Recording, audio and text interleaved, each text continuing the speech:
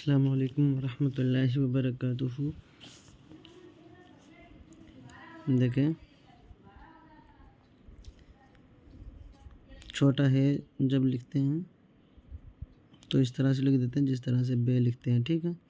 और कभी कभी छोटा है लिखने में दो शोशे बनाए जाते हैं जगह जगह के हिसाब से।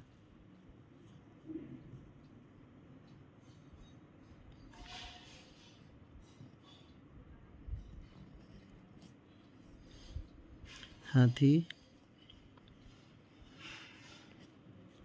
सूंड,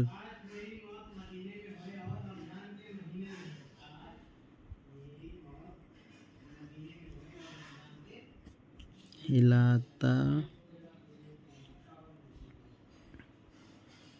है।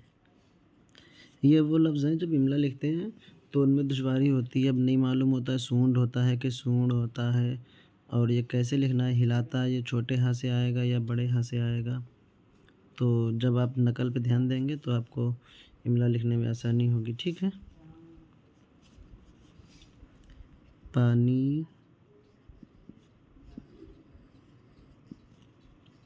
बूंद।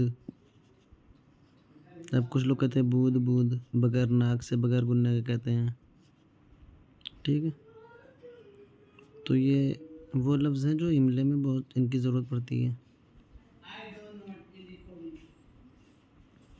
बूंद बूंद,